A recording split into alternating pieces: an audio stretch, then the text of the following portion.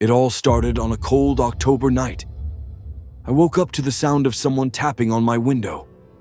Slow, steady knocks. At first, I thought it was just the wind. But when I opened my eyes, there was a shadow standing outside. I'll never forget that night, because it was the first time I saw her. The doll that ruined my life. This is not a story from a movie. This really happened to me. If you love true horror stories, hit the like button right now and subscribe, because what you're about to hear will stay with you long after the video ends. A couple of years ago, I bought a box of old antiques from a local auction. I've always loved collecting weird stuff.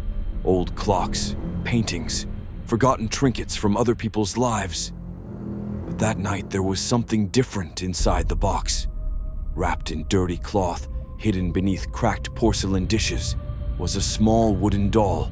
Its face was worn out, one eye missing, the other eye painted black, staring right through me. The moment I touched it, I felt cold. Not the kind of cold that comes from the air. It was deeper, like it went straight into my bones. I shrugged it off, placed the doll on a shelf in my bedroom, and went to sleep. That's when things started to change. The first few nights, I heard soft knocking sounds, then faint footsteps. Sometimes I'd wake up to find the doll slightly turned, its head facing me instead of the window. I thought I was imagining it. I wanted to believe I was imagining it, but I wasn't. One night, I left the doll on the top shelf before bed. At around 2 a.m., I woke up to something hitting the floor. When I turned on the light, the doll was lying right next to my bed, facing me. I froze. The room felt heavier, like the air was pressing down on me. I picked it up slowly and placed it back, but my hands were shaking. The next morning, I told myself it must have fallen. But deep inside, I knew something wasn't right. Over the next week, things escalated. Objects moved on their own. Doors creaked open in the middle of the night.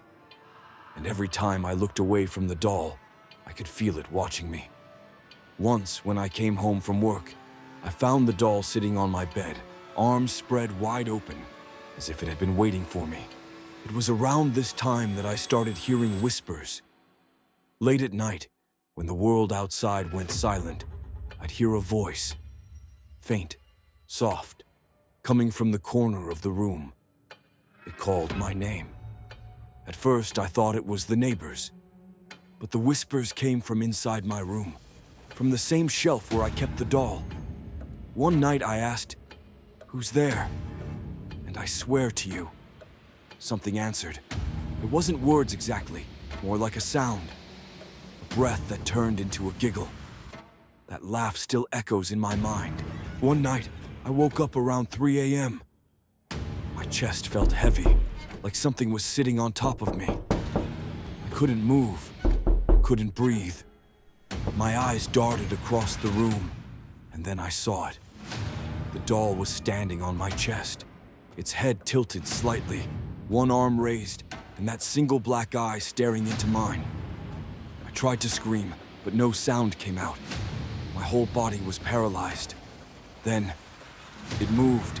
Its tiny hand brushed against my face, cold and rough like wood. I shut my eyes, and suddenly I was free.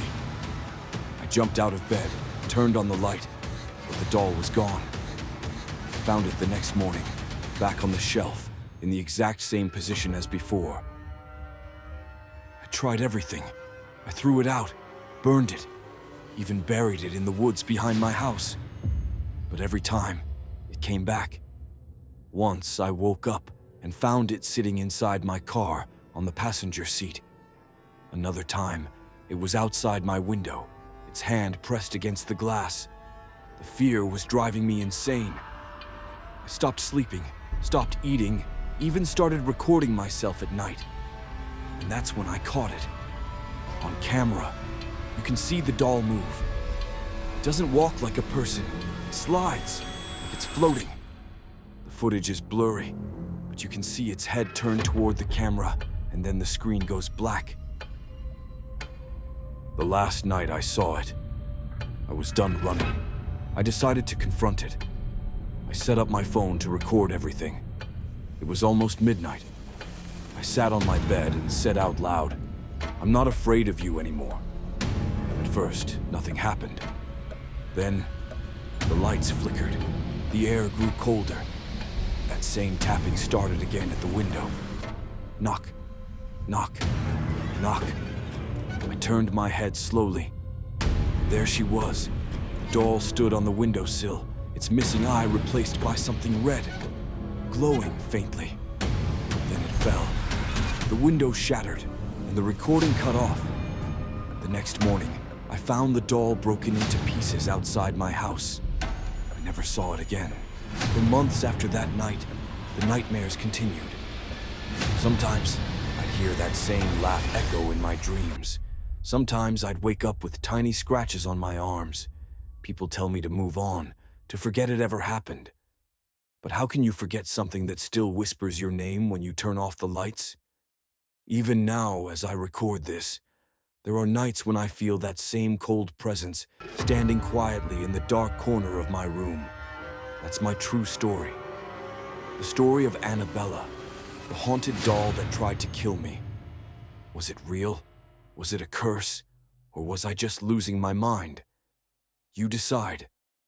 If you enjoyed this story and want more real horror experiences, don't forget to like this video, subscribe, and share it with someone brave enough to listen in the dark. And if you have your own scary true story, leave it in the comments below.